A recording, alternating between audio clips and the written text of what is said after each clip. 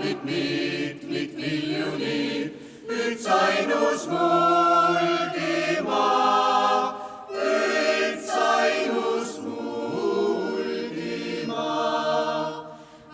Kuri kuidas olla ta, kui pikast sillast üle saa, suudannan mullal maa, suudannan mullal maa.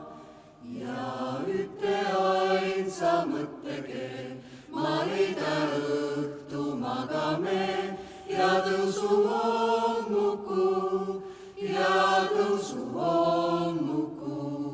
Oh, kunas maasu jälle näen, oh, kunas koodun tõusub päev ja õhtu paastab kuu, ja õhtu paastab kuu.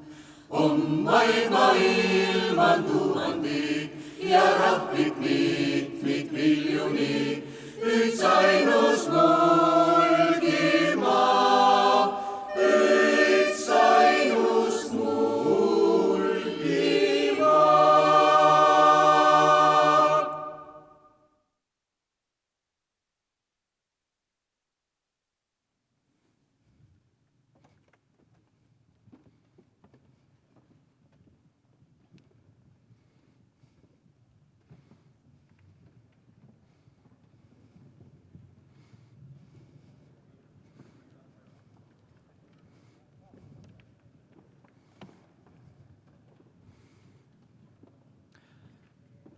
Lugupeetud president Ilves, kultuuriminister, Mulgi vanem, Mulgi vallavanemad, volikogude esimehed, kallid hõimuvennad ja õed, head mulgid ja mulkide sõbrad.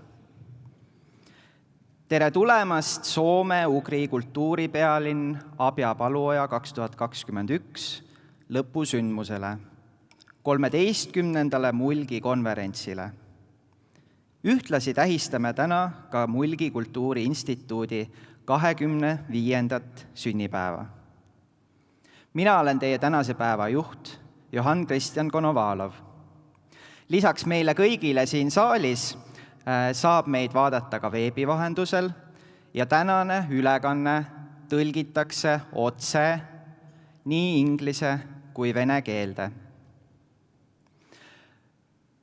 Meie tänast päeva alustas Mulgi segakoor Kristjan Õmbluse juhatamisel, kes esitas laulu Mulgimaale, mis, nagu me teame, on ka mitteametlik Mulgi hümn. Lisaks soovin ma meile kõigile head udmurdi keelepäeva, sest kas pole mitte just hõimurahvaste ühistunne see, mida me täna tähistame. Tänane päev algab, nagu ma juba ütlesin, Mulgi konverentsiga. Me saame kuulda väga erinevaid ettekandeid mulkidest eile, täna ja tulevikus, seda, millised me oleme olnud ja kuhu me liigume edasi. Seejärel liigume õhtusesse programmi, kus toimuvad tänamised, saab tutvuda Mulgi käsitöö, Mulgi väiketootjate liidu toodanguga ja samuti kunstnik Stanislav Antipovi maalinäitusega, mis on valminud just Soome-Ugri kultuuripealinna aastat silmas pidades. Aga selleks, et tänase päevaga pihta hakata, palun ma esimesena siia lavale Mulgi vanema Arvo Malingu.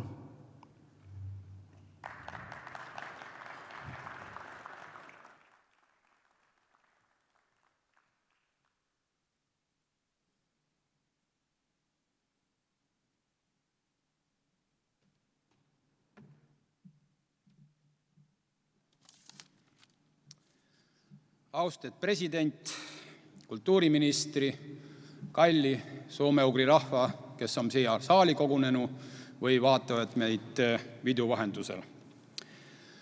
Mulgimaa on üks tillike piirkond Eestimaal, kus kõneldakse Lõuna-Eesti keele mulgimurret.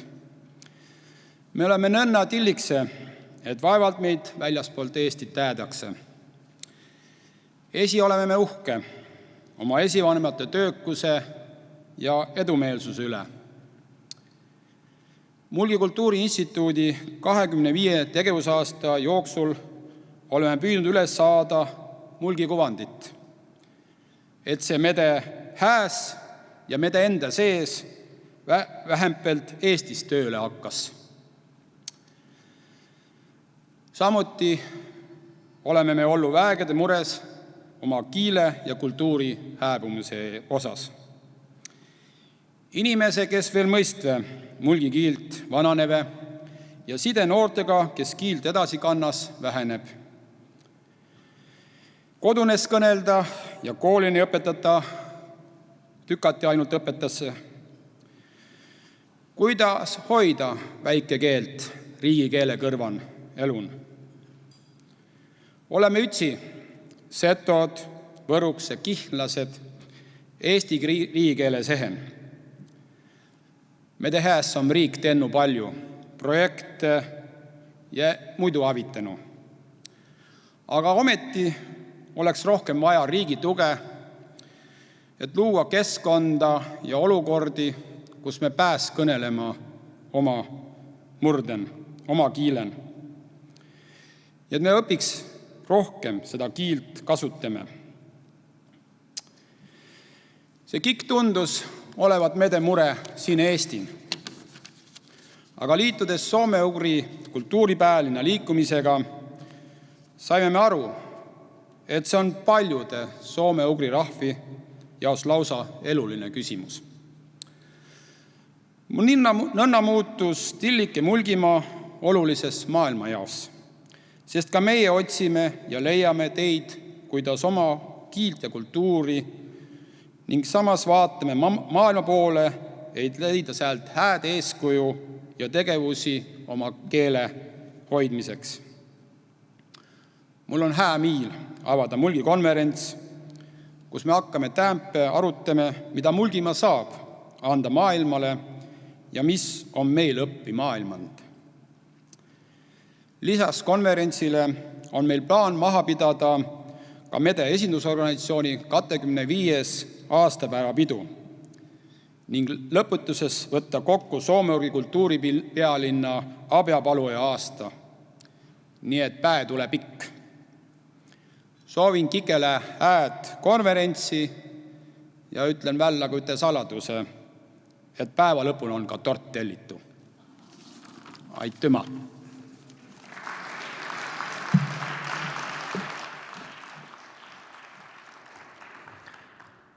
Järgmiseks on mul au paluda tervituseks siia lavale mulkide patrooni, president Toomas Hendrik Ilvese.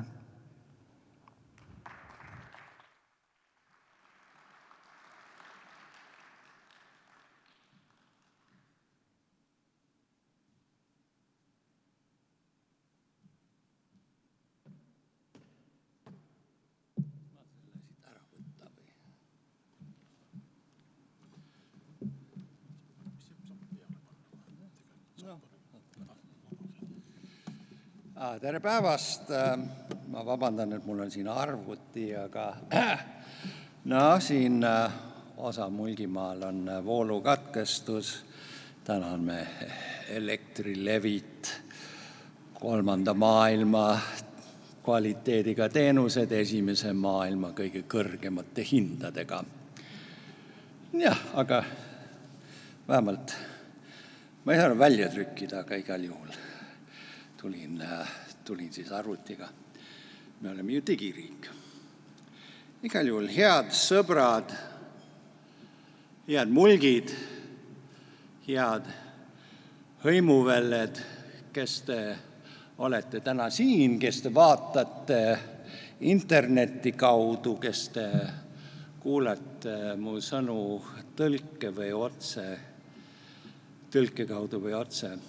Ma meenutaksin natuke, kuidas kogu soome-ugri maailma tungis minu ellu. See oli üsna palju aastat tagasi, 37 aastat tagasi.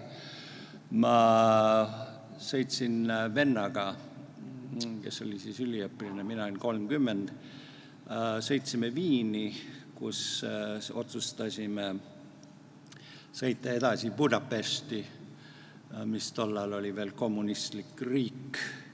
Tõsi küll, Viinis nägin ma esimest korda, kuidas võib-olla asjad võivad muutuda, sest ühe vana hoone nurgal oli pleekinud, koltunud šabloon, kus oli kirillitsas kirjutatud austria saksa keele sõna tänavaks Gasse, aga kirjutatud seda enam ei olnud seal, sest okupatsioon oli lõppenud Viinis.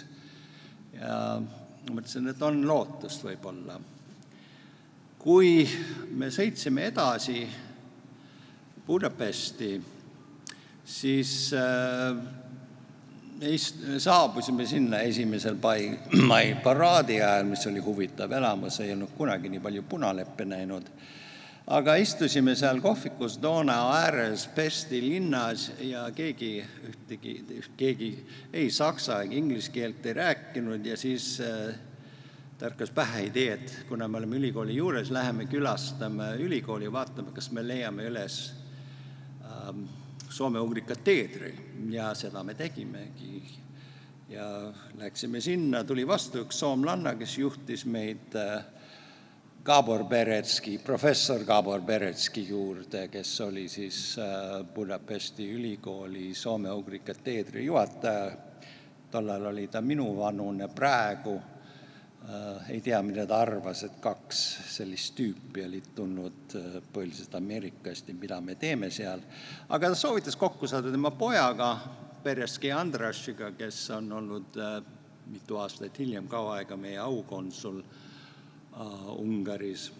Ja saimegi kokku, ja ta tõi kaasa ühe sõbra Hegedüs Imre, kes oli pärit linnast Ušvar, mis kandis aga ametlikult nimetust Ungvar, kuna see oli nii esimese kui teise maailmasõja käigus sattunud esiteks Tšehhoslovakkia ja siis hiljem NSV Liidu alla ja oli tollal veelgi nii ja Hegedüs Imre oli seal üles kasvanud, ta ei saanud oma sugulastega kokku, kuna raudeesriie kehtiski isegi NSV Liidu ja Ungari vahel.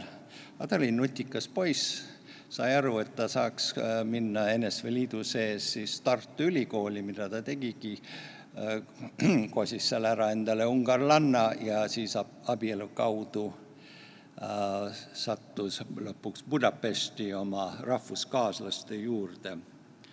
See on hea näide sellest, kuidas meie hõimuvellede maailm võib olla igale ühele kuidagi kasulik, aitab välja, kui mõistad, et sul on sellised hõimuvelled.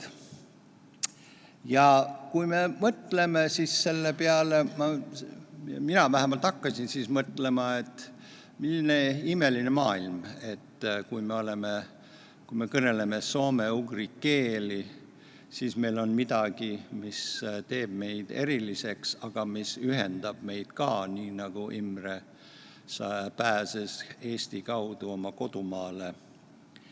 Meil on üsna palju sarnast sõnad nagu silm, käsi, kala, vesi, veri, kont, elu ja loomulikult ka Jumal. Inimesele kõige olulisemad sõnad meie keeltes on meil ühised.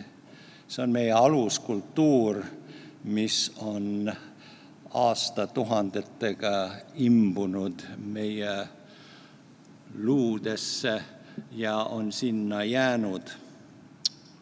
Umbes 15 aastat tagasi ma kirjutasin ühe sissejuhatuse ühele essee kogumikule minu erinevatest esseedest.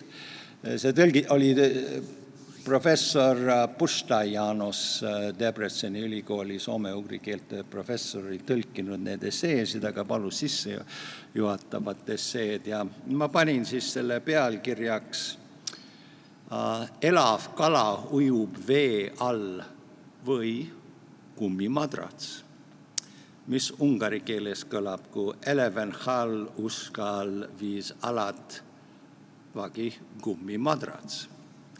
Ma kirjutasin selle sellepärast, et kõik need sõnad, elav kala ujub vee all, see on üks lause, mis on sama tegelikult nii ungari kui ka eesti kui ka soome kui ka meie teiste hõimuväljade keeltes. Aga siis on sõna kummimadrats, mis on ühine meil nii soomlaste ja eestlaste ja ungarlaste vahel, aga ei kummi ega madrats ei pärine soome-ugri keelest. Ja küsimus seal oligi, mis on meil ühist. Aga mis meil on teatud keelevaist, aluskeel, meie ühine aluskultuur, millega me saame kokku, millega me võime mõista need teisi, kes kõnelevad samasugust keelt. Ja sellepärast ongi hõimupäevad, see hõimu tunne nii oluline ja ühtlasi ka nii hirmutav. Sest sel aastal, nagu me teame, pärast seda, kui me avasime siin, ma ei tea, mis oli 8 kuud tagasi, Rahvamaja ees kohutavas pakases soome-ugri kultuuri pealinna, siis suvel aga need võimud, kes ei taha, et hõimlased saavad kokku, ei lubanud meie hõimuväljadel tulla Eestisse soome-ugri päevadele. Neid peatati kinni või kui mõni saabus siia, siis ta pidi seda tegema salajaselt ja läbi salajaseid teid, et jõuda siia, et oma hõimuväljadega koos olla. Nii et ma ei tea, mida me saame siin teha, kui meie sugulased, meie hõimuväljad on nõnda valvatud, takistatud, aga me elame vabaduses. Ja mul tundub, et see vabadus, mis meil on, ei kätke selles, et kas me kanname sellist asja või mitte. See ei ole vabadus. See vabadus on saada kokku meie hõimlastega, öelda, mida me tahame, arvata, mida me tahame. Ja see on see luksus, mis meil on. See on see luksus, mis nii paljudel meie hõimuväljadel puudub. Ja nagu kirjutab Kristiina Ehin, kasutades üsna ohtralt soome-ugri sõnu.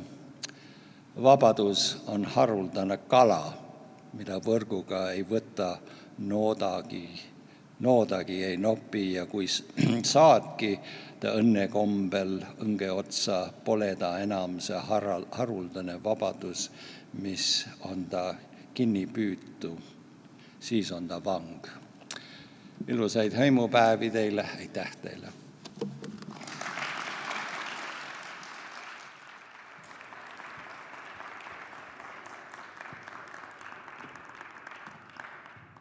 Järgmiseks palun tervituseks siia lavale kultuuriminister Tiit Teriku.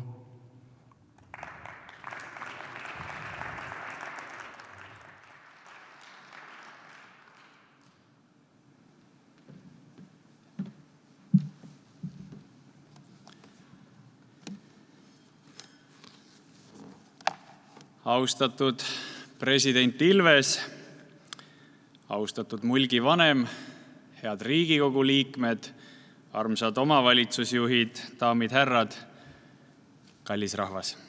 Suur hea meel on seista täna siin teie ees ja pidutseda ja tähistada koos teiega. Suur rõõm on olla siin abja paluajal ja tähtis on ka see, et samal ajal, kui me oleme soome-ugri kultuuripealinnas, oleme me ka Mulgimaa südames. Siin Mulgimaa ajaloolises pealinnas elab ligi 1300 inimest, kuid tänavusel aastal on see olnud kultuuripealinnana ühendav kultuurisüda 25 miljonile soome-ugrilasele. Nii nagu teie, armsad mulgid, läbi oma keele, tavade ja pärimuse suhestute Eestiga, nii oleme meie lõimituna eestlastena soome-ugri rahvaste perre.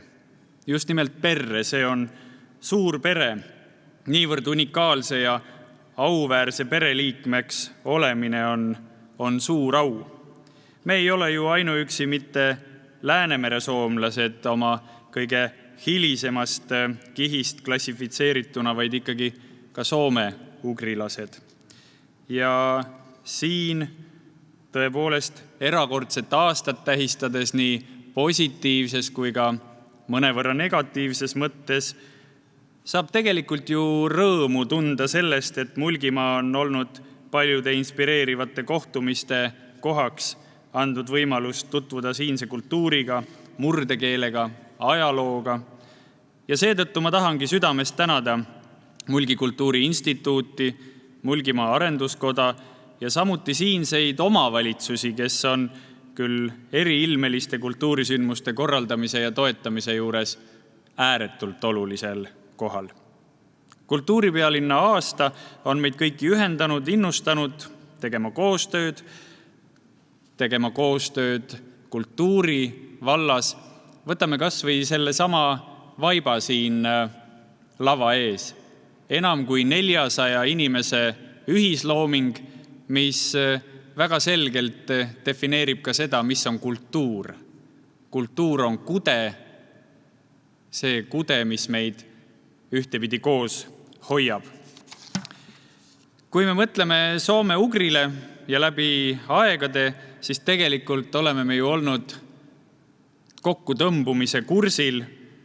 Paratamatult on see nii olnud, sellepärast et suured rahvad on peale tulnud, olnud liikumises, aga kultuurikandjatena oleme me tublid olnud.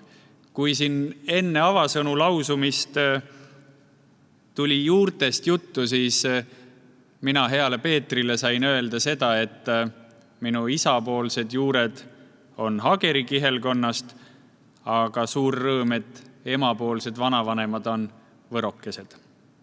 Seega tunnen täna pealinnas elava mehena suurt sidet ka kauni Võrumaaga.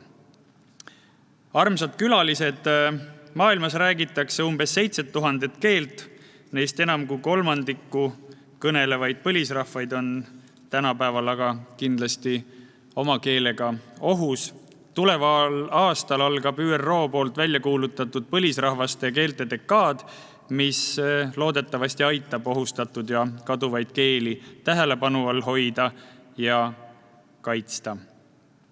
Peame hoidma oma sidet ka nende eestlastega, kes elavad täna kodumaast kaugel, et meie keel ja kultuur püsiks ka lähemates naaberriikides, kuid ka kindlasti kaugel ookeani taga. Lõpetuseks soovin kõigile ilusat Mulgimaa konverentsi ning ühist pidu koos sõprade ja teekaaslastega. Kultuur kasvab kogukonnast, hoidke tugevad meie kogukonnad ja soovin teile kõigile kaunist jätku. Aitäh!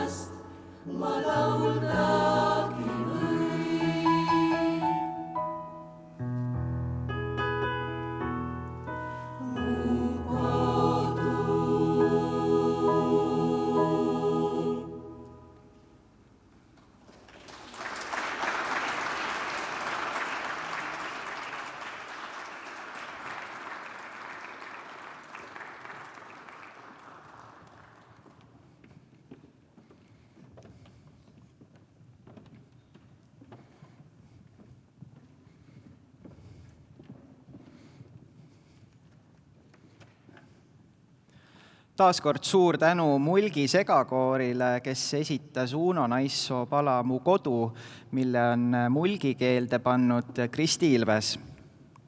Aga nüüd on aeg liikuda meie tänase konverentsi juurde.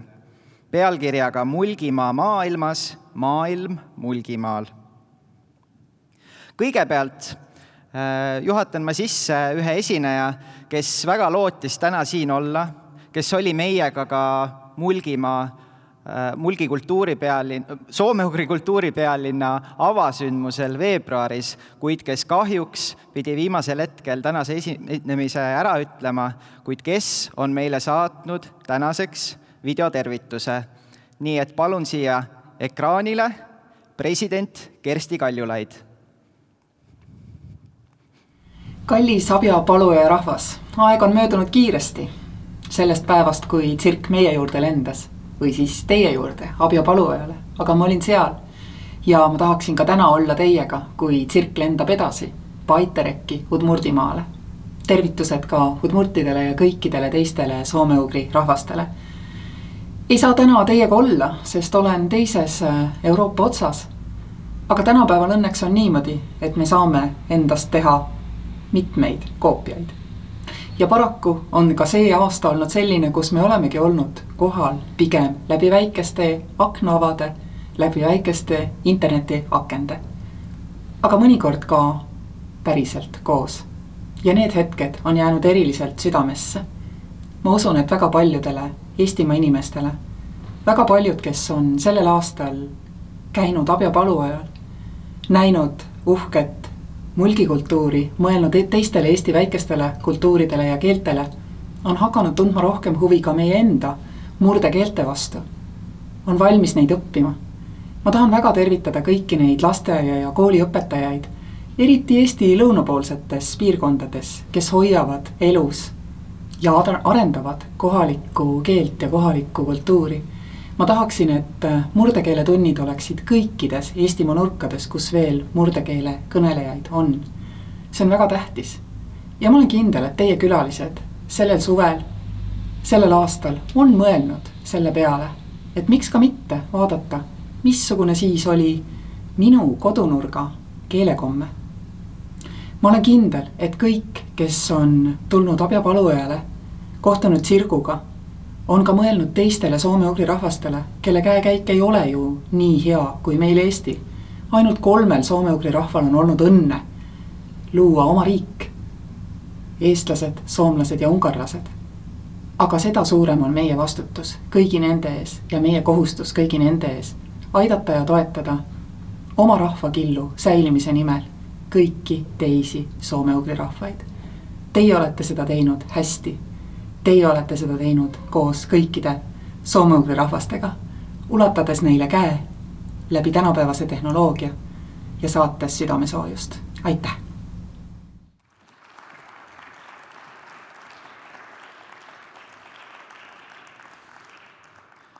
Aitäh president Kaljulaidile.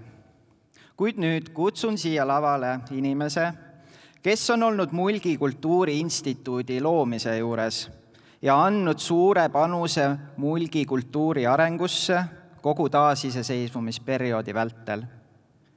Ta on Riigikogu Mulgimaa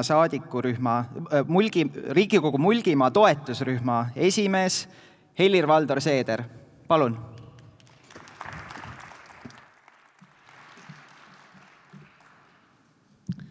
Aitäh, austatud mulgid, lugupeetud minister, armsad külalised. Minu lühikese sõnavõtu pealkiri on 25 aastat organiseeritud kultuuri, pidades silmas 25-aastast Mulgi Kultuuriinstituuti. Ja ma väga hästi annan endale tegelikult aru, et sellesse pealkirja on sisse kirjutatud teatud vastuolu, aga selle taga ma olen mõelnud sügavat mõtet. Vastuolu selles mõttes, et kultuuri edukalt ja pikaajaliselt ülevalt organiseerida ei ole võimalik. Kultuur on ikkagi isetekkeline ja pigem rohkem Browni liikumine, eeldab vabadust ja kui siis altpoolt organiseeritust. Aga ajalugu on katkematu tervik. Sõltumata sellest, kas mõned ajalooetapid meie elus ja ajaloos meile meeldivad või mitte, on kurvemaid, on rõõmsamaid aegu. Ajalugu on katkematu, aga kultuur ja keel ei pruugi olla tingimata katkematud.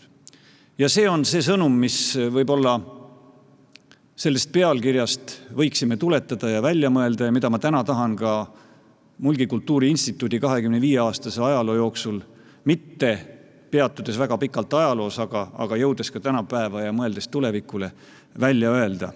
Ajalugu on katkematu, kultuur ja keel ei pruugi seda olla.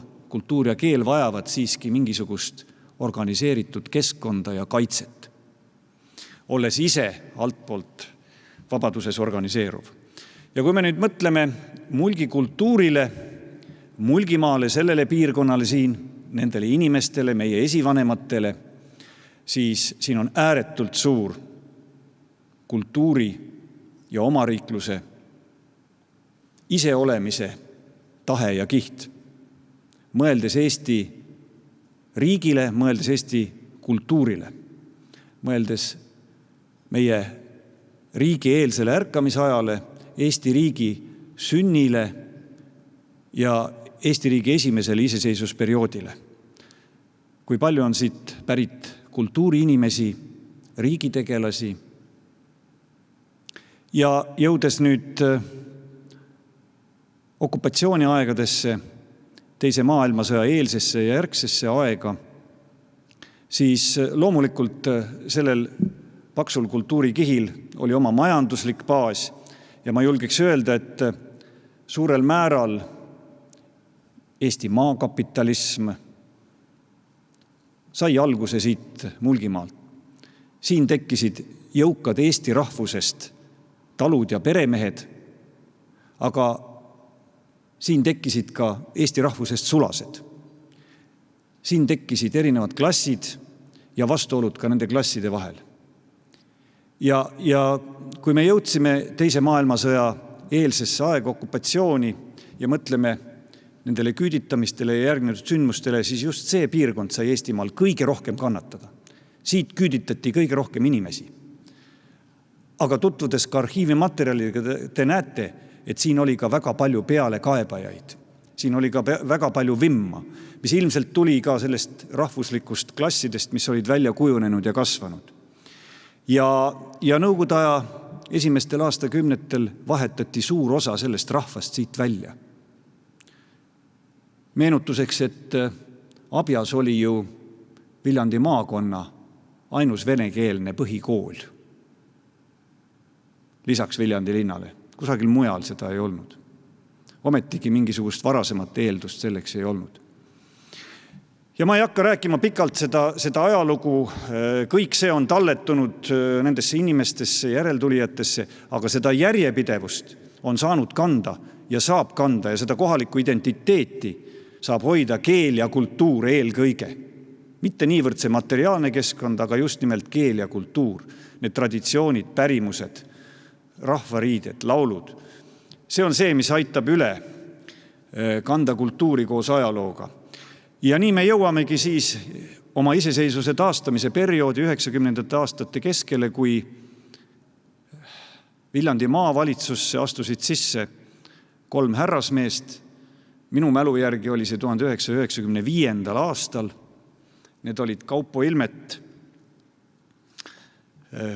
Ülo Ruubel ja vist Valdek Mikkal, kes tulid ja ütlesid, et asutame Mulgi instituudi, kes tegeleks Mulgi murdega, kultuuriga. Nad rääkisid Mulgi almanahist ja oma plaanidest eelkõige läbi keele ja kultuuri. Ja nii sai 1996. aastal suvel ametlikult ka asutatud Mulgi instituut Mulkide Selts Tallinnas ja Viljandi maavalitsuse poolt. Me kaasasime ka kohe Viljandi kultuurikolledži, tänase Kultuuriakadeemia. Tolleaegne rektor Enn Siimer oli aktiivselt kaasas löömas ja mitmed teised Kultuuriakadeemia õppejõud. Aga see oli katse luua Mulgi instituuti väljapoolt. Tol ajal ei haaranud me kohalikke omavalitsusi kaasa, kuigi kontakt ja side oli, aga võib-olla ei olnud seda valmisolekut nendes omavalitsustes ja ei olnud seda teadlikkust. Meil soovisime nii-öelda väljastpoolt organiseerida. Ja kuigi see käivitus ja ma arvan, et see oli väga hea, ei saanud ta siiski nii palju tuult tiibadesse, et oleks tekkinud selline järjepidev aktiivne tegevus. Ja mõne aja möödudes selle instituudi tegevus soikus. Ning mõned aastad hiljem, 1999. aastal toimus teine katse. Juriidilistel põhjustel ei olnud võimalik taastada või jätkata Mulgi instituudi nime all ja siis me jätkasime Mulgi Kultuuriinstituudina, juba toetudes kohalikele omavalitsustele, Mulgimaa kohalikele omavalitsustele. Ja see tegevus sai tunduvalt hoogsama hoo sisse kui 1996. aastal. Ma arvan, et see teine start oli tunduvalt õnnestunum kui esimene.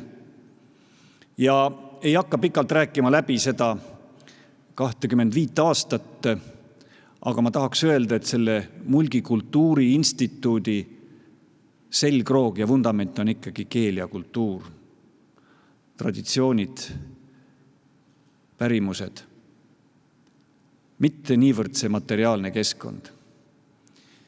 Ja nüüd me oleme jõudnud tänasesse päeva ja kui me tahame, et Mulgi Kultuuriinstituudi tegevus oleks ka järjepidev ja katkematu koos ajalooga, siis me peame väga palju tähelepanu pöörama noortele, lastele, koolidele, lasteaedadele, seltside tegevusele. See on hästi oluline. See on hästi oluline eriti tänapäeva keskkonnas, kus meil on avatud maailm oma interneti ja kõigi muude võimaluste, ahvatluste, informatsiooniga, keeltega, et tunnetada oma juuri, et suurem tuulepuhang meid siit ära ei viiks. See on hästi oluline. Ja ma arvan, et Mulgi Kultuuriinstituut on ka jõudnud teatud olulise valiku ette oma tegevuses. Ühelt poolt seesama idee, mille baasilt see Mulgi Kultuuriinstituut loodi, keel, kultuur, ja teiselt poolt selline majanduslik baas ja tegevus, mis peaks loomulikult seda toetama. Ja ma ei taha neid üldse vastandada, ideaalis nad toetavadki teineteist ja on omavahel integreerunud. Aga teiselt poolt siiski konkreetse organisatsioonina see valik, kuivõrd panustada sellesse ideesse, mille baasilt see instituut loodi, see organisatsioon loodi ja kuivõrd me läheme kaasa sellega, mis on ka oluline, majandustegevus, turism, majandamine. Pean silmas siin ka Sooglemäed ja mulle meenub meie rahvuslik spordiselts Kalev, kes 90. aastate alguses sai tagasi õigusvastaselt võõrandatud varad ja neid oli päris palju. Tallinnas, Pärnus, Viljandis, mitmetes teistes linnades, staadionid, spordiväljakud, spordibaasid majutusasutustena ja nii edasi. Ja see organisatsioon hakkas tegelema valdavalt kinnisvaraga ja majandamisega. Sport jäi tahaplaanile ja sisuliselt elas läbi oma majandustegevuses pankroti. Mõneti tuli ka riik appi, aga hiljem tuli raputada see majanduslik koorim ja kinnisvara maha ja taas pöörduti selle põhitegevuse ehk rahvusliku spordi edendamise juurde. Ja ma arvan, et mingil määral on ka täna Mulgi Kultuuriinstituudil see valik. Ja minu soovitus on hoida selgroogu ja kasvatada jõukohaselt liha selle ümber. Et me ei peaks ühel hetkel ütlema, et me oleme panustanud majandusse, turismi, kinnisvarategevusse, pühendame nendesse probleemidesse liigselt ja jätame unarusse selle peamise eesmärgi. Ja et ühel hetkel ei avasta, et Sooglemäest on kujunenud Taagepera abimajapidamine. Ma väga seda ei soovi. Ma soovin, et need asjad täiendavad teineteist, et meil jätkub piisavalt energiat, jõudu ja tahet tegeleda just selle põhitegevusega. Nii et see on minu tänane sünnipäeva soov ja see on väga oluline, aga praktiline valik. Ja ideaalis ma näen, et nende kahe asja vahel on tasakaal ja seda tasakaalu me saame hoida siis. Ma tulen tagasi oma sõnavõtu alguse juurde, kui ma näen, et Mulgi Kultuuri Instituudi ühe tõelise abilisena on olemas ka Eesti riik. Eesti riik on selle 25 aasta jooksul väga palju Mulgi Kultuuri Instituuti aitanud. Väga palju ka võimalusi loonud. Aga need võimalused on olnud ikkagi sellised projektipõhised. Nendes ei ole olnud sellist järjepidevat kindlustunnet. Erinevalt näiteks Võru instituudist. Ja kui palju ei ole Mulgid pingutanud, et sarnaselt Võru instituudiga olla alaliselt riigieelarvest rahastatud. Me ei ole seda saavutanud. Meil on veel mille poole pürgida. Aga see piirkond on niivõrd palju panustanud Eesti riigi sündi, Eesti kultuuri, Eesti rahvusliku teadvuse väljaarendamisesse. Et ma arvan, et täna ka Eesti riik on kohustatud ja teatud mõttes isegi võlgu sellele piirkonnale, et panustada rohkem, kui seni on panustatud. Ja mina, olles ka riigi esindaja ühelt poolt, tunnetan ka seda kohustust ja olen selle nimel tegutsenud päris pikka aega ja tegutsen kindlasti ka tulevikus. Aga ma arvan, et Mulgi Kultuuri Instituut väärib täna stabiilsemat riiklikku tähelepanu ja rahastamist. Ja me näeme, et need regionaalsed programmid, mis on loodud, on väga palju neid kohalikke piirkondi aidanud. On ta Peipsiveere programm või Seto programm või Saarte programm erinevates kohtades. Aga Kesk-Eestile ja Mulgile ei ole mingit spetsiifilist riiklikku programmi. Nii et soov sünnipäeval riigi poole vaadates ja kummardades on minul teadvustame selle väikese maanurga kultuuri, keelt ja panustame sinna tulevikus, et see on üks osa sellest heast Brauni liikumisest väikese Eesti sees. Need väikesed keeled ja kultuurid koos loovad seda suuremat ühtset eesti keelt ja kultuuri. Nii et aitäh teile kõigile mulkidele, kes te tänast konverentsi ette valmistasite ja korraldasite. Aitäh mulkidele ja Abja rahvale, et olete olnud terve aasta ja selle keerulise aasta soome-ugri pealinn ja kõigile hõimurahvastele soovin, et me tajuksime seda ühtset tunnet ja ühtset kultuuri ka tulevikus. See aitab meil olla suures ja laias maailmas üheskoos soome-ugrilased. Aitäh!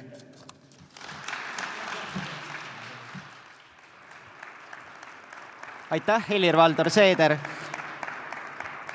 Ma kasutaks seda võimalust ja küsiks ka ühe küsimuse, et kui me nüüd võrdleme tänast aega ja seda 25 aasta tagust aega, siis 25 aastat tagasi meil oli ju see aeg üsna selgelt veel meeles, kus eesti kultuur ja keel, rääkimata mulgikultuurist ja keelest, oli olnud reaalses ohus. Siis kuivõrd sarnased või erinevad on need väljakutsed, mis olid 25 aastat tagasi ja mis on meil täna selliste kultuuriliste piirkondade ja murdekeelte hoidmisel? Ma arvan, et on sarnasusi ja on ka erisusi. Üks võib-olla väga oluline erinevus, kui ma mõtlen nii eesti keelele kui ka meie murdekeeltele, on see, et mina tajun, et teatud mõttes ohutunne on vähenenud laias plaanis. Et 90. aastate algul me tulime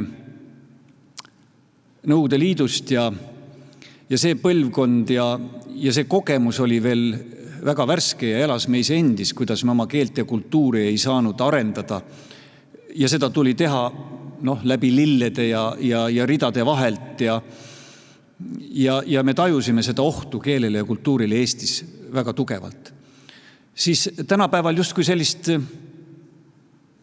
piiravat ja rõhuvat okupatsiooni ei ole. Maailm on vaba ja me ei tajugi, kuidas inglise keel ja avatud maailm meisse sisse tuleb ja võib-olla me ei taju seda ohtu keelele ja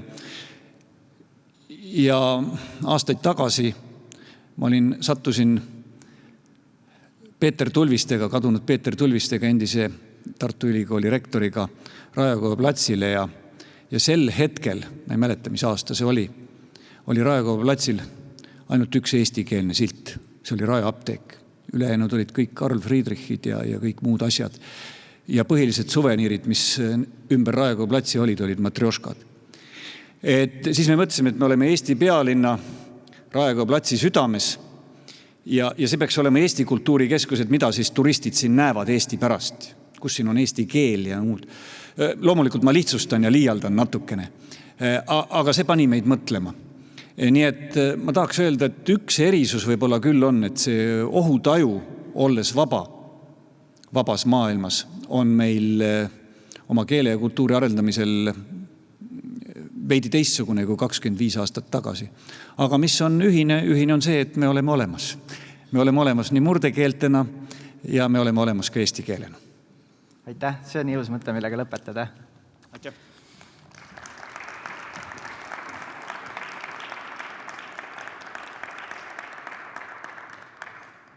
Aga järgmiseks on mul hea meel kutsuda siia lavale üks Mustlast pärit mees, kes tunneb ennast võrdselt hästi nii lennukite kui ka inimeste juhtimises.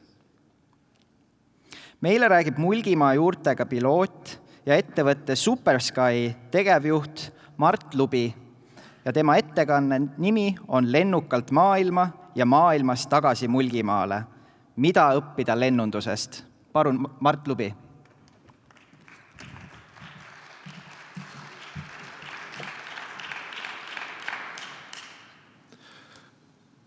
Tere, head mulgid ja mulkide sõbrad. Et kuna see konverentsi teema oli hästi selline väljakutsuv, kuidas saavad Mulgimaa inimesed kiiresti maailma ja kuidas saab maailm kiiresti Mulgimaale, siis loomulikult oli täitsa arusaadav, et pöörduti minu poole ja küsida, kuidas nüüd saaks seda organiseerida.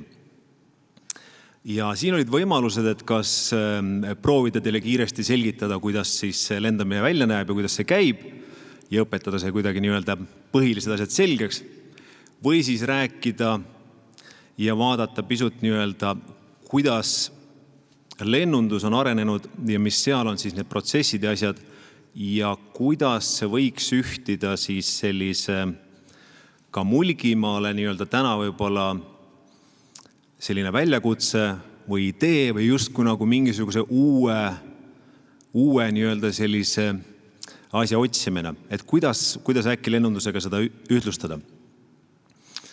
Ja võib-olla hea oleks siit edasi minna küsimusega, et miks see lennuk õhus püsib.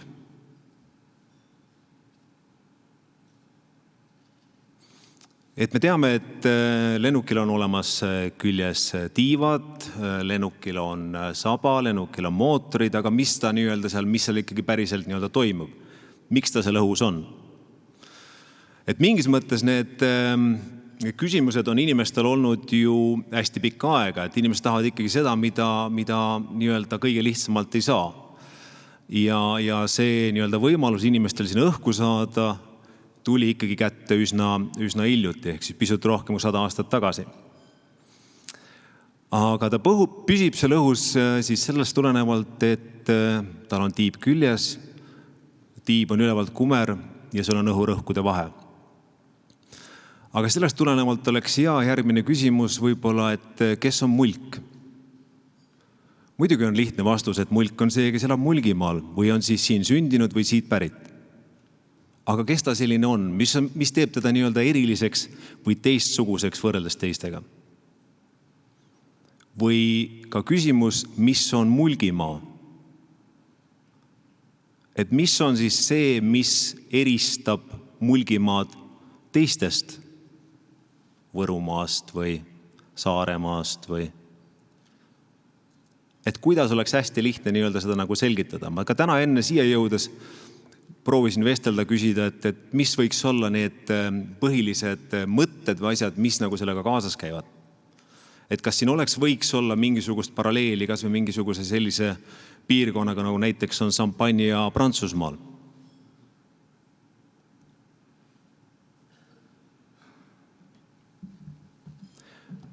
Mis on ka üsna väike piirkond, aga mis on väga tuntud. Ehk siis kõik maailmas justkui teavad seda. Ja mis tema nii-öelda selliseks eriliseks teeb, et mis siis nii-öelda selle šampanjaga seal on. Et loomulikult me teame, et on üks selline jook, mis mullitab, kui sealt nii-öelda punn maha võtta, aga midagi nagu enamat. Ja kui sa nii-öelda seal šampanja piirkonnas inimestega räägid, siis on üsna sarnased nii-öelda vaated ja nii-öelda, mida nad nii-öelda sellest räägivad, kuidas nad sellest asjast aru saavad. Ja mis on nii-öelda hästi tähtis. Et seal on, nende jaoks on hästi tähtis loomulikult kõik see piirkonnad, kus see täpselt nii-öelda midagi kasvab, milline viinamari, millise nõlua peal, mida nimetatakse Grand Cruks, mida nimetatakse Premier Cruks ja kuidas sellest nii-öelda see maht välja pressitakse, kuidas teda kääritatakse ja lõpuks, kuidas temast nii-öelda siis see kõige parem nii-öelda jooksjonnib. Et võib-olla see on mingisugune selline mõte, mitte, et ta peaks olema nii-öelda ilmtingimata sama, aga kuidas saada nii-öelda suureks ja kuidas jõuda maailma.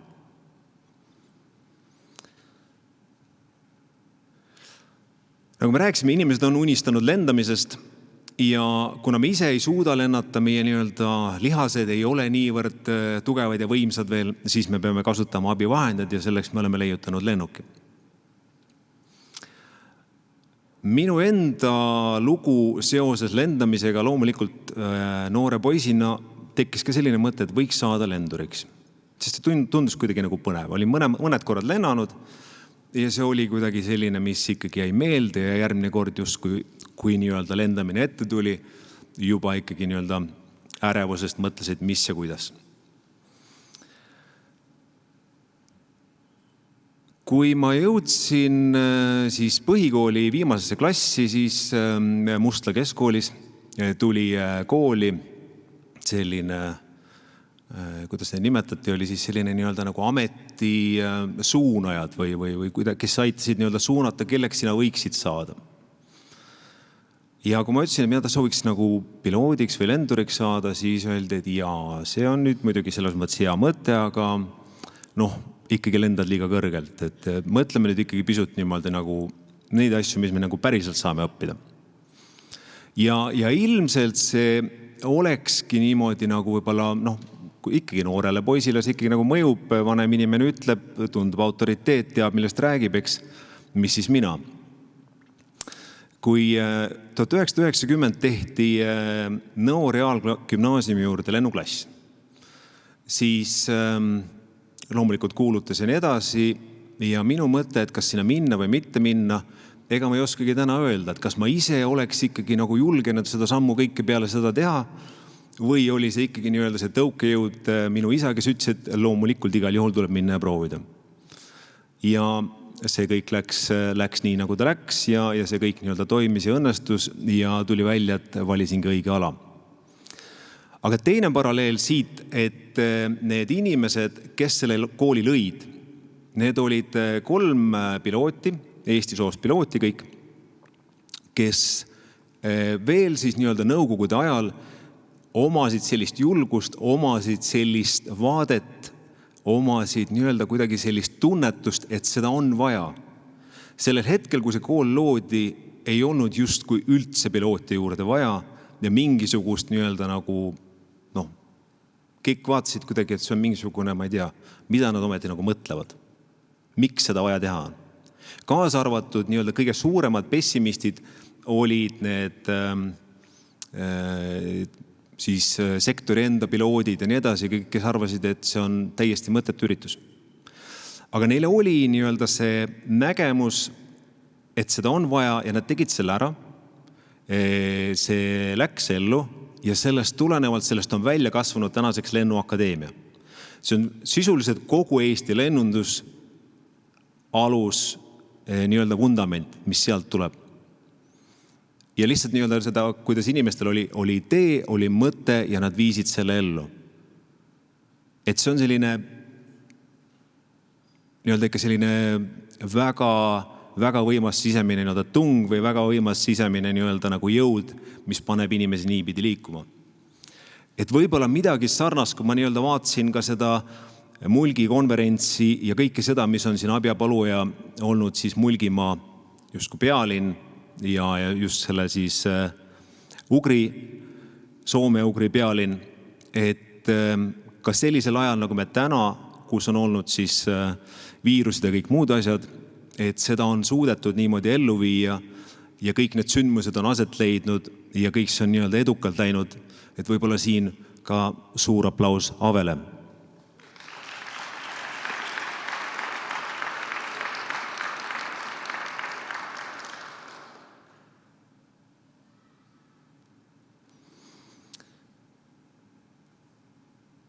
Et minna edasi, tuua nüüd seda paralleeli, mis võiks see lendamine olla ja mida võiks sellest lennundusest õppida ja mis siis lennundus on teinud.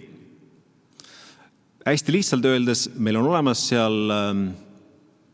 mingi potentsiaal, seal on olemas ressursside juhtimine ja seal on olemas koostöö. Miks lennunduses kõik need protseduurid ja asjad ja kõik selline on kuidagi niimoodi eriti tähelepanu all, loomulikult põhjus on olnud selles, et algselt ju kogu see protsessi läinud väga libedalt. Õnnetusi juhtus palju, inimesed said surma ja kogu see asi sai väga palju tähelepanu. Aga sektor ise ka sellest väga palju õppis, tegi omad järeldused ja üritas aru saada, mida peaks tegema teistmoodi, et õnnestuda. Mis on need asjad? Kõigepealt siis potentsiaal kui selline.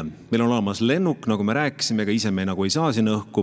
Lennuk koosneb meil siis nii-öelda põhiliselt millest. Koosneb tiivast, millest me rääkisime, on ülevalt kumer, alt sile ja see tekitab tõstejõudu. Aga puhtalt tiivast meil ainult ei piisa. Tiib ise ei ole nii-öelda lennuk lõpuks kukuks ninali või siis ajaks nina püsti. Meil on vaja saba, mis seda kõike nii-öelda balansseerib. Sabas on olemas meil sellised väiksed tiivad, mida nimetatakse stabilisaatoriks. Ja siis on meil olemas selline püstine asi, mis on kiil. See aitab nii-öelda seda lennukit juhtida, ehk siis see tõstejõud, mis meil tekib tiivast, seda me nii-öelda saame juhtida läbi saba. Ja sellest kõigest ikka ei oleks väga palju kasu, me ei saaks maast õhku, kui me ei ole seal all mootoreid. Ehk siis meil peab olema midagi, mis seda tiiba õhus veab ja aitab ka sellel sabal nii-öelda toimida. Siis meil on vaja sinna pilooti, kes seda kõike nii-öelda siis oma ette nagu toimetab. Piloodi puhul on siis oluline see, et tal oleks olemas teadmised, mida loomulikult õpetatakse. Tal peaks olema olemas oskused, samamoodi õpitavad ja tal peaks olema olemas endal nii-öelda suhtumine. Ja see suhtumine on selline asi, mis on nii-öelda kõige olulisem. Kõige muid asju saame me nii-öelda õpetada, suhtumist väga raske muuta. See peaks seal juba olemas olema. Ehk siis, kui me pilooti juba valime kooli, siis on kõige olulisem vaadata, milline on tema suhtumine, hoiak, millised on tema nii-öelda põhilised väärtused. Juurde õpetada lendamist, seda on juba nagu lihtsam.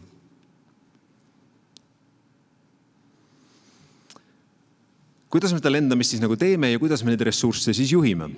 Ressursside all me mõtleme ikkagi sedasama, meil on olemas lennuk, mis on teatud võimekusega, seal on olemas inimesed ehk siis pilootmeeskond, nende tegevus ja mis me nendega siis nagu kokku võttes, kuidas me need nagu kokku paneme.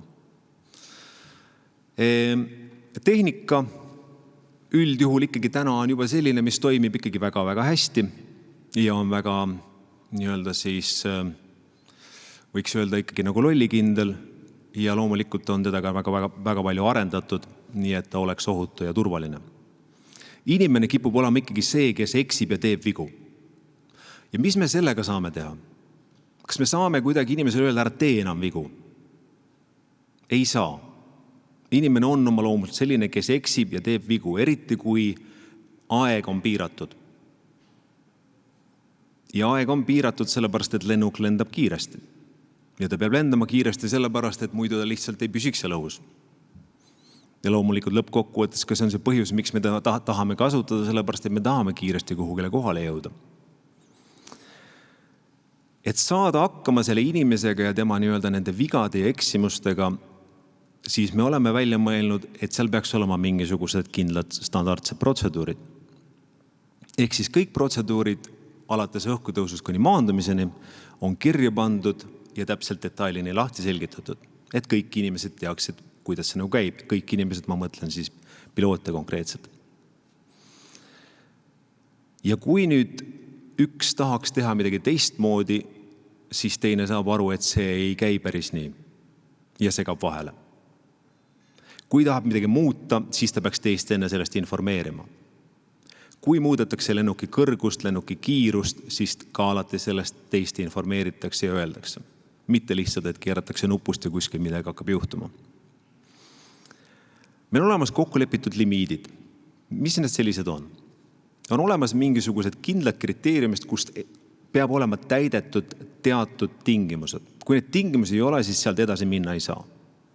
Ehk siis, kui lennuk tuleb maanduma, siis on üks limiit selline, on kõigepealt 1000 jalga, mis on umbes selline 300 meetrit. Kui selleks ajaks ei ole täpselt paigas lennuki nii-öelda konfiguratsioon, ei ole välja lastud tagatiivad, ei ole välja lastud rattad, ei ole õige kiirus, siis lennuk peaks minema teisele ringile. Ja miks see on nagu pandud sinna, on pandud selle sama pärast, et inimene on nii-öelda ekslik ja mida lähemale ta saab oma eesmärgile, seda rohkem ta tahab seda saavutada. Ehk siis ta tahab tegelikult kohe maanduda, sest see rada on juba üsna lähedal.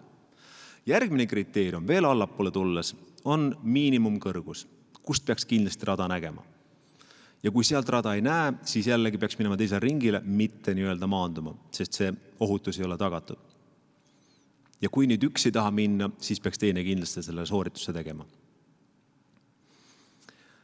Kõige tagatipuks on meil olemas seal kontrollkaart. Kontrollkaart on selline asi, mida siis kasutatakse, et kõik need olulised punktid üle kontrollida. Veendumaks, et lennukil on rattad välja lastud, lennukil on tagatiivad välja lastud.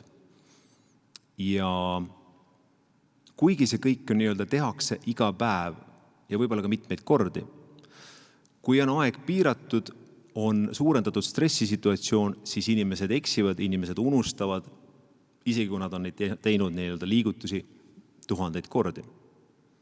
Üks võib-olla näide selline, kus üks lennufirma hakkas õhku tõusma ja nad olid unustanud välja lasta siis need tagatiivad ja lisaks olid unustanud ka panna paika konkreetselt siis stabilisaatori asendi. Ja õhkutõusu nii-öelda järjest kiirendades nad said aru, et neil ei ole tagatiivad väljas, nad otsustasid, nad lasevad need välja. Jõudsidki välja lasta ja siis hakkasid õhku tõusma, aga see lennuk ei tahtnud kuidagi õhku minna. Kuidagi kahekesi pidid seal üsna palju vaeva nägema, et seda lennukit lõpuks maast lahti saada. Tuli välja, et neil oli lisaks oli ka siis paigast ära konkreetselt siis stabilisaator, millest me enne rääkisime siis nii-öelda see sabas juhtimiseks väikesed tiivad. Nad olid üsna lähedal sellele katastroofile. Ja põhjus, miks nad selle ära unustasid, oli ikkagi selline mingisugune asi, mis tuli vahele. Kuskil mingi asi segas, mõlemad unustasid ära ja kontrollkaart oli siis ka tegemata. Et inimene on ekslib ja võib nii-öelda omadega teha sellise vea, mis viib ka nii-öelda päris katastroofini välja. Meeskonna koostöö kui selline. Et kuidas panna inimesi koos töötama, et nad seal omavahel tülli ei lähe ja kellel on siis nagu rohkem õigus või kellel vähem õigus. Et seal on olemas kapten, seal on olemas esimene ohvitser. Aga mõlemad peavad oskama sama hästi lennata, aga üks peab lõppkokkuvõttes ikkagi selle lennuki eest vastutama. Ja see, kes vastutab, on kapten, aga ohvitser on täpselt sama hea see, kes peaks ka alati ütlema oma sõna, kui talle midagi ei meeldi. Tal peab olema see võimalus öelda, aga selle situatsiooni või selle õhkkonna loob lennukis kapten, sest tema on see liider seal laevas või siis nii-öelda lennukis.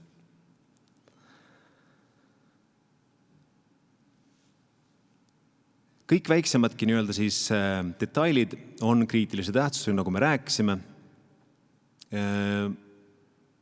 enne väljalendu on lennuki juures tehakse mingit teatud protseduuri, mida võib-olla meile nagu väga ei hakka isegi silma, aga mis on väga-väga määrava tähtsusega. Ehk siis kalkuleeritakse lennuki kiirused ja lennuki kiirused erinevad iga päev. Ja millest ta nagu tuleneb sellest, kui raske on lennuk ehk kui palju seal on reisijaid, oleneb sellest, milline on õhurõhk, mis on ka muutuv, oleneb sellest, milline on õhutemperatuur, sest see omakorda mõjutab, kui siis tihe või hõre see õhk täpselt on. Ja sellest tulenevalt muutuvad ka lennuki kiirused. Miks kiirused on olulised? Kiirused on olulised sellised, et on üks kiirus, kus siis, kui midagi juhtub enne seda, siis igal juhul pidurdatakse kinni. Kui juhtub peale seda, siis igal juhul tuleks jätkata. Et ohutum oleks jätkata. Ja on kiirust, kus siis nii-öelda lennuk peaks maast lahti minema.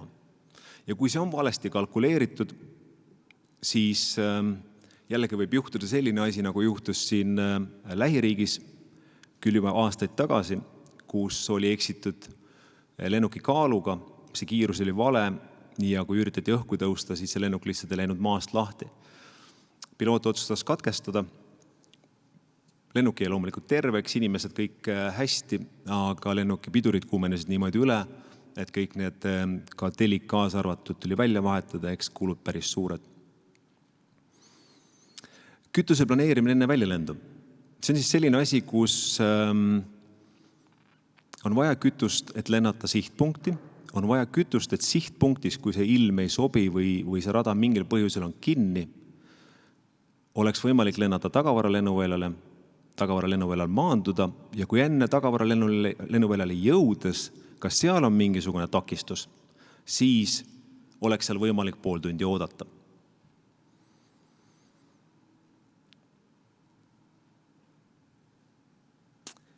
Milline on koostöö? Koostöö on siis, nagu me rääkisime, määrav roll on siin lennuki kaptenil ehk siis meeskonna nagu juhil. Kuidas ta kaasab ja kuidas ta nii-öelda teisi siis kogu sellesse tegevusse, mida nad nii-öelda koos hakkavad tegema, sinna nii-öelda sisse tõmbab. Ja hästi oluline on siin kas või see sama päeva algu, et kas on selline sõbralik ja kas inimesed tunnevad, et kõik, mida nemad arvavad, kas see läheb korda ja see on oluline ja kapten tahab seda kuulata või see nagu ei ole oluline. Et see määrab, kuidas siis nii-öelda see päev edasi liigub. Hästi lihtne, kui see hommikune esimene on kuidagi selline mõh või nõh ja sellest tulenevalt pärast võib tekkida tunne või siis on veel mingi kriitika täitsa tühja koha pealt, et inimestel võib tekkida tunne, et see ei ole nüüd see ja võib-olla kui ma peaksin midagi ütlema, isegi kui midagi tundub valesti, võib-olla minu informatsioon ei ole oodatud. Ehk siis oluline see, et kuidas ma selle õhkkonna loon, kuidas ma kaasan teisi ja näitan, et teised tõesti tunnetavad seda, et nad tahaksid nii-öelda oma arvamuse välja öelda. Suhtlus kui selline. Suhtlus ise hästi oluline algab alati sellest, kuidas ma kuulan. Kuidas me kuulame teisi ja kas me tõesti päriselt kuulame või lihtsalt teeme näo, et jah, okei, ma räägin siis, kui sa ära lõpetasid ja tegelikult väga korda ei läinud, mida sa ütlesid.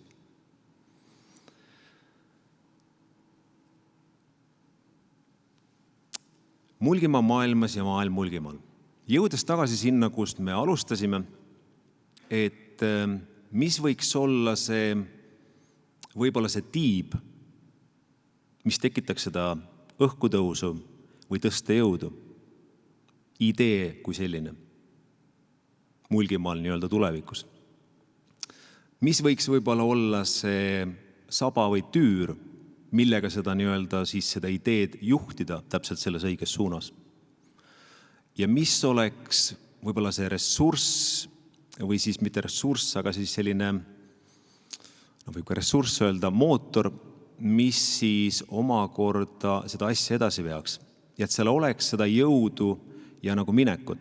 Et alati tuleb ikkagi nii-öelda ilmastik ei pruugi olla kõige soosivam, aga et ka nendest rasketest momentidest saaks üle ja ikkagi see nii-öelda idee kui selline nagu jätkuks. Et just leida midagi sellist unikaalset, mida on, ja seda nii-öelda viia ja seda nagu teadustada. ikkagi mingisugune nagu lugu. Et mis mul tuli meelde, oli selline, tundus päris hea lugu, oli see, et Rolls-Royce, selline hea tuntud autotootja ja ka lennukimootorite tootja, et Rolls-Royce'i insenerid olid pannud tähele, et kui see auto sõidab 96 kilomeetrit tunnis, see on selline imelik number sellepärast, et see tuleb miilidest ümber arvutatuna. Kui ta sõidab 96 kilomeetrit tunnis, siis ainukene hääl, mida on salongis kuulda, on see elektrooniline kell armatuuril. Et see on selline lugu, mis on siis justkui lihtne lugu, aga ta on unikaalne ja ta kuidagi nagu justkui haagib ja jääb nagu meelde.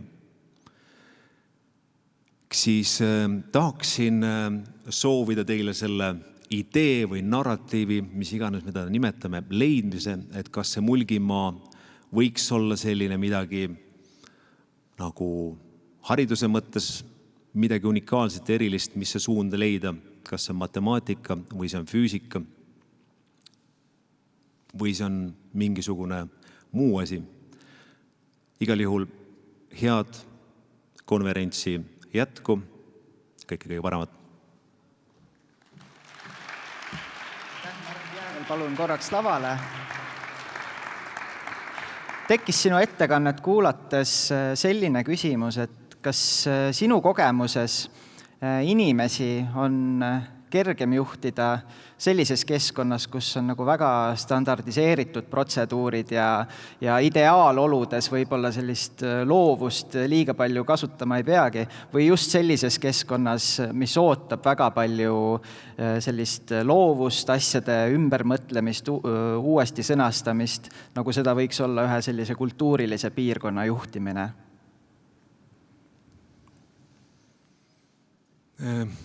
Inimeste juhtimine on hästi põnev.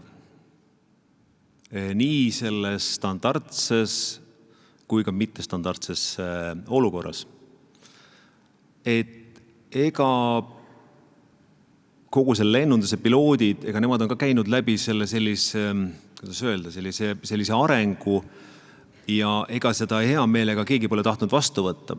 Ega see standardiseerimine ja standardite vastuvõtmine, see ei ole läinud nagu selles mõttes nagu lihtsalt, et see on läinud ikkagi läbi valu. Ja seda tingis seesama põhjus, et muidu ikkagi need õnnetusi juhtus liiga palju. Et inimestel ikkagi alati oli selline tunne, et ma ju ei eksi ja mina ei tee vigu. Aga varem või hiljem see nagu tuleb, et sul on vaja kuidagi sellega nagu midagi ette võtta. Inimeste juhtimine, siin on ikkagi oluline see, et kõigepealt on vaja valida endale meeskond. See, kes juhib, ja juht peab saama võtta vastutuse. Juht saab võtta vastutuse, kui ta saab ka ise otsustada ja valida. Ja selle meeskonna valimine, et seal oleks olemas need erinevad inimesed, erinevad nagu teadmist, sest juht ei saa kõike ise teada, eks. Ta on ikkagi, ongi sellepärast meeskonna juht, et seal meeskonnas inimesed teavad erinevaid asju. Et selle juhi roll on ikkagi see, et kõik see nagu kokku panna ja sealt see maksimum välja pigistada, motiveerida seda meeskonda, et see on selline igapäevane hästi huvitav väljakutse ja tegevus, mida kui keegi ei ole proovinud, siis alati soovitan.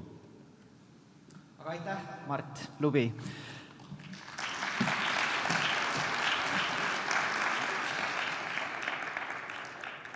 Järgmiseks on mul hea meel kutsuda siia lavale mees, kes on Eesti mahemajanduse ettevõtete katusorganisatsiooni Organic Estonia idee autor, endine Mulgi vanem ja Mulgimaa ettevõtte Chaga Health tegevjuht Siim Kabrits. Palun!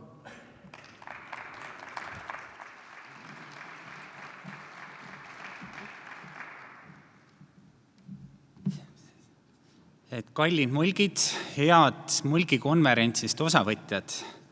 Et nagu nägite, lennunduskoolitus on läbitud, nüüd saame kõik lendama minna ja see šampanja võrdlus oli ka väga hea Chaga võrdluseks, et siin koha sissejuhatuseks. Vaatasin enne konverentsi, lugesin lehti ja püüdsin leida, et kas siis Mulgimaalt on äkki naftat leitud või on kulda leitud, aga ei midagi. Ei ole seda. Setodel väidetavalt pidi maapõues teemante olema. Ma ei tea, kas see vastab tõele, aga Mulgimaal jah, nende maavaradega on nagu ta on. Nagu president rääkis, et elektri hind tõuseb, palgakulu on väga kõrge, maksukulu on kõrge, kütused ja kõik sisendid järjest tõusevad, et mida siis on sellist maailma viia, mis on selline toode, mida Mulgimaalt üldse pakkuda on. Olen ise ekspordiga tegelenud 15 aastat, metsamarju eksportinud nii Jaapanisse, Hiina, Koreasse kui siis ka Euroopa toiduainetööstustele. Aga 7 aastat tagasi võib öelda, et läbi oma sõbra tervise siis tekkis Chaga lugu. Ja tänu sellele, et selle sõbra haigus viis selleni, et ta tahtis rohkem teada, mis on see Chaga, mis on need bioaktiivsed asjad seal sees ja läbi just teadusliku lähenemise rohkem olla kursis. Ja nii sai 2014 asutatud ettevõte, mille eesmärk oli kohe vaadata väljapoole, vaadata just eksportturgudele, mitte müüa lihtsalt toorainet, vaid just mõelda sellele, et mis võiks maailmas korda minna, kasutada teadust, kasutada just selliseid eksporditeadmisi sinna juurde, just mõelda sellele, et mis võiks olla need asjad, mis maailmas korda lähevad.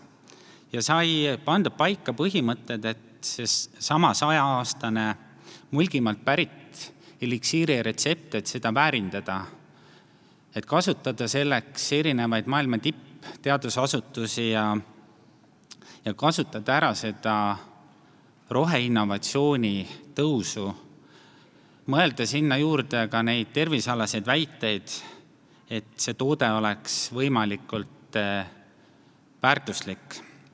Nagu ma ütlesin, et odavat asja me pakkuda ei saa ja kui sa tahad eksportida, siis su toode peab olema lihtsalt teistest parem. Samuti ka meeskond kogu selle ümber, et peab olema lihtsalt sellised, et kellel on rahvusvaheline kogemus. Ja tänu sellele erinevate suurte toiduainetööstuste tippjuhid ühinesid ettevõtted, kuna see lugu neile meeldis. Ja me oleme lähtunud just sellest samast põhimõttest, et just selle esivanemate tarkuse taasavastamine, lisades sinna juurde selle Eesti puhtast loodusest pärit tooraine, teaduse ja tehnoloogia, järjest seda protsessi käigus arendades ja viia nagu paremaks. Chaga ise on siin pildil, see on soome-ugri rahvaste põline meditsiiniseen, mida on siis kasutatud ja Eesti puhul võib öelda, et ka selline esimene teaduslik lähenemine oli 10 aastat enne esimest laulupidu, üle 150 aasta tagasi. Just Tartu Ülikoolis professor Tragendorf hakkas teda uurima. Aga see on olnud meie soome-ugri rahvast üks osa. Loetakse teda küll meditsiiniseente kuningaks, see kasvab Eesti looduses ja kogu soome-ugri aladel, Siberi aladel, ehk ta meie enda oma. Kui vaadata, mis maailmas täna nagu toimub, et ühtepidi rohepööre läbi seente, et me kõik teame gurmeeseeni, aga tegelikult see valdkond on palju laiem. Nii meditsiiniseened, kus sama Chaga kuulub, ka Eesti metsades kasvab väga palju erinevaid meditsiiniseeni, millest paljud pole kuulnud. Või võtame seened ravimi- ja kosmeetikatööstuses, tekstiilitööstuses, kanga tegemistel, isegi Nike arendab potaseid või ehitusmaterjalide tööstuses, aiandussektoris, ehitusvahud, taimekaitsevahendid, väetised, energeetika, bioplast, toidu- ja joogitööstuses pärmseened. Ehk see valdkond on ülimalt kiiresti arenev, laienev ja just maailma rohepöördes pakuvad seened väga suure võimaluse. Ka täna meil on siis, nagu ma mainisin, et teaduskoostöös traditsioonidega, et nii koostööpartnerid USAs, Belgias, Singapuris, erinevad siis valdkonna professorid, kes siis meid aitavad ja nõustavad, et võimalikult rohkem viia seda toodet kvaliteetsemaks, teaduslikumaks, innovatiivsemaks. Me ei suuda pakkuda odavat asja. Ja mis on ka, oleme liikunud toiduvaldkonnast just metsandusvaldkonda. Meil on täna unikaalselt 600 metsaomanikku, kes tšaagat kasvatavad. Ehk pakume neile võimalust metsa mitte maha võttes teenida tulu, mis on ka üks väga suur võimalus. Et lisaks sellele ka ise oleme ostnud metsa ja kasvatame aktiivselt. Kui me vaatame tšaagat ise, siis teaduse poole pealt on just viimasel aastatel on erinevates valdkondades on väga paljud, siin on PubMedi uuringud, et välja võtta, et kus siis sektoritest, mis teadusuuringuid on tehtud. Et kõige kesksem on diabeet ja immuunsusvaldkonna siis uuringud, ehk mis näitab, et teaduse suur huvi selle valdkonna vastu järjest kasvab ja trend on ülespoole. Mida me siis toodame? Et need samad immuunaeliksiirid just pakkuda siis immuunsussüsteemile toetavat toidulisandit, kasutades erinevaid ravimtaimi ja aidates siis kaasa just stressi ja erinevate siis haiguste korral, et oleks selline toetav funktsioon. Ja nagu ma enne ka mainisin, et siis just health claimiga tooted, et tervisealase väitega tooted. Ja üks põhimõte, mis meil on, et just see jätkusuutlikkus, et see on meie nagu üks põhimõtetest, et me püüame siis ka leida, kasutada ära kogu tooraine, väärindada seda hiljem ka tootmisjääke, et leida ka tootmisjääkidele uusi lahendusi, et kuidas neid võimalikult kallimaid tooteid teha, et see protsess oleks võimalikult ressurssi säästev ja võimalikult siis palju bioaktiivseid aineid oleks võimalik sealt välja võtta, neid edasi arendada. Ehk ta on selline lõputu protsess, aga väga palju nagu selliseid põnevaid võimalusi pakkuv. Ja kindlasti, mis on nagu oluline, et ka panustamine kohalikku kogukonda, et olla nagu sellest osa, et olla ka ise selle kogukonna siis juures ja läbi selle tegevuste ja nii alati siis Mulgi Väiketootjate Liidu kui ka siis ka kohalike siis sportlaste toetamine ja ürituste toetamine. Aga mida meil on siis maailmale pakkuda? Suur mulk Anu Raud on öelnud, et Euroopas on juurteta elukriis. Kui mõelda selle lausele, et tegelikult see lause on väga sügava tähendusega.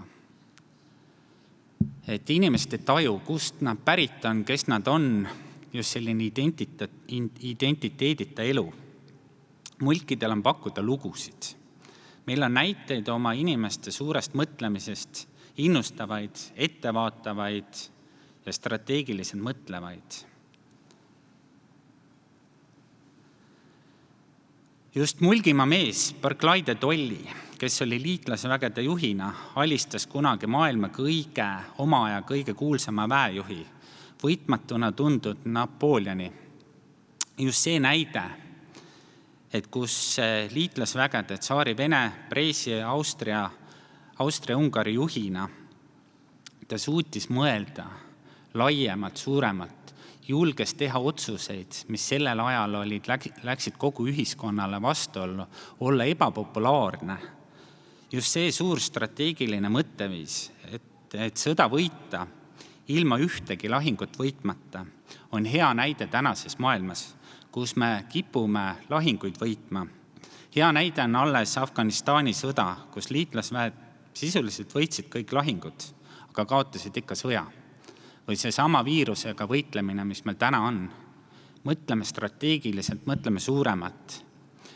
Ka Mulgimaalt pärit erinevad vabadussõja kindralid, Laidoner, Soots, või võtame kindralstaabi koosseisu. Kindralstaabis nõuab strateegilisemat mõtteviisi. Need olid Mulgimaa mehed, kelle mõtteviis oli suurem. Või võtame mulkidest Tartu rahu laua taga ümber olevad mulgid, Poskast alates. Just see ajalugu muutvad otsused, mis sellel hetkel olid. Et see on näide, et kuidas julgeti suuremat mõelda, mitu sammu territooriumis suuremat, ajas suuremat. Või meie esivanemate mõtteviis, et oma laste haridusse investeerimine on väärtuslik, sõltumata kas on tütar või poeg või mitmes laps peres. Kõik lapsed vajavad ühteviisi võimalikult head haridust. Investeeringud haridusse ja teadmistesse kindlustavad edu tuleviku põlvkondadele. Me oleme hinnanud oma naissugu juba 150 aastat tagasi, kindlustades neile parima hariduse. Me julgesime neile oma meie esivanemad julgesid oma tütardele anda hariduse. See tegelikult on väga suur näide. Tänases olukorras, kus isegi mõned poliitikud on öelnud, et naine väärib kohta köögis. Tegelikult mulkidel oli seda julgust ja tahet oma lastesse panna ja see on tegelikult väga suur sõnum maailmasse, et kui me vaatame ka neid suuri mulginaisi, kes on Mulgimaalt pärit.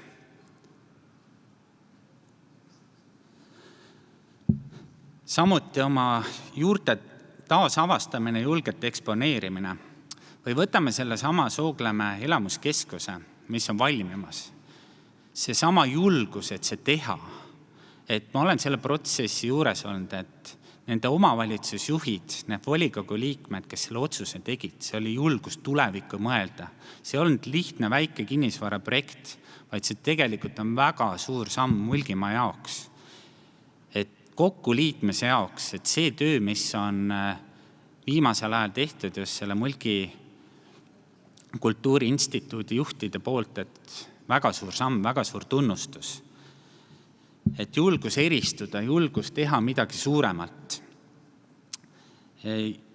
Inimesed tahavad lugusid kuulda maailmas. Just see eristumise pool, kui me räägime turundusest, siis turunduse üks võtmesõna on storytelling, et lugude jutustamine.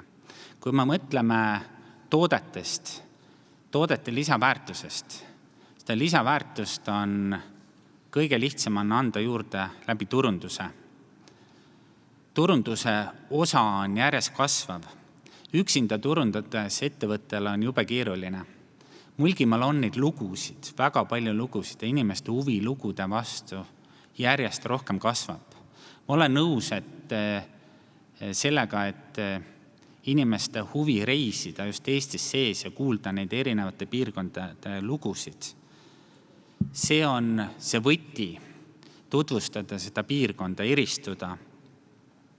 Ja nagu ma mainisin, et just see esivanemate tarkuse taasavastamine, lisades sinna selle piirkonna tooraine, tuua juurde ka selle teaduse tehnoloogia. Meil on olemas ja Polli instituut, mis on ka tegelikult teadusarenduskeskus siin samas, ehk kõik võimalused on olemas selle ressursi väärindamiseks.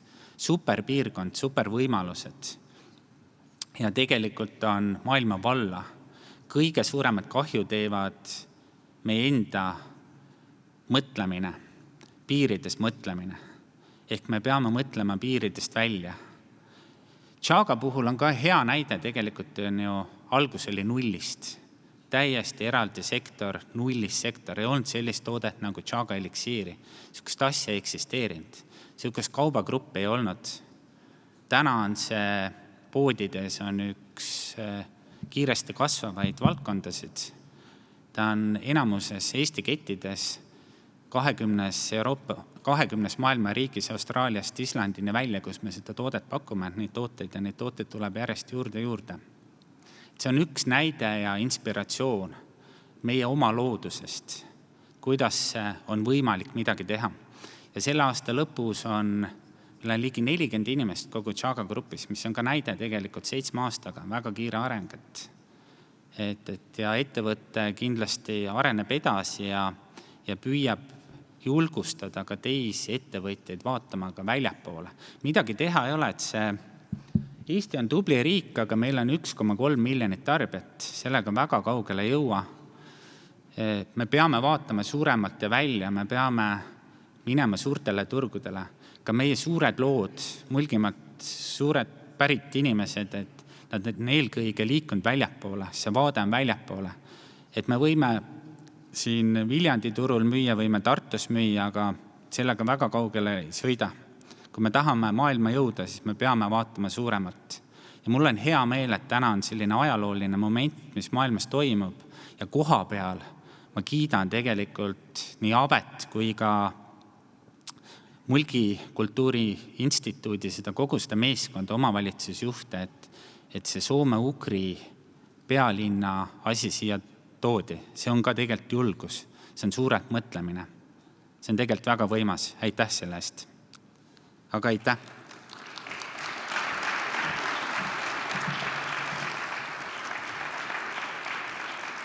Aitäh, Siim Kabrits! Küsiksin sinult niimoodi, et kas see soov eristuda ja soov jääda oma juurtele kindlaks, kas see ettevõtluses tuleb kasuks või võiksime me pigem minna nagu maailmaga kaasa ja olla kõik ühesugused ja müüa kõigile ühesuguseid kaupasid? Kui me oleks piisavalt suur, siis ma võiks öelda, et jah, et me võiks ilma nagu identiteedita nagu minna. Aga me oleme niivõrd väikesed, Eesti ettevõtted, ka kõige suuremad Eesti ettevõtted on maailma mõistes väga väikesed. See lugu loeb, see eristumine loeb. Läbi identiteedi on kõige lihtsam eristuda. Või võtame hea näite IT-valdkond. Kogu see IT-sektor, mida ta teeb? Ei Nortal ega Elmes ega teised IT-firmad, nad ei müü ju ennast, nad müüvad seda keskkonda, kogu selle Eesti IT-valdkonna lugu, seda bränditud Eesti edulugu. See lugu läheb korda.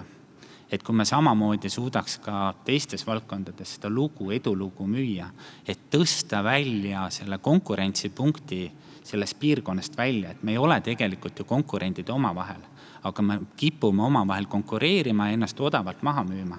Ja see on väga paljude nagu ettevõtete häda. Kuidas teha koostööd, kuidas omavahel teha koostööd. Eelmine nädal ka mitu siis Mulgimaaga seotud ettevõtted või Eestiga seotud ettevõtted otsustasid, et Chaga mütsi all, et me teeme koostööd. Me lähme väljapoole, püüame teha koostööd. Kõik saavad aru, et Eesti tarbija on tubli, see on hea testturg, aga kui me tahame ellu jääda, siis me peame vaatama välja. Selge, aitäh! Aga aitäh!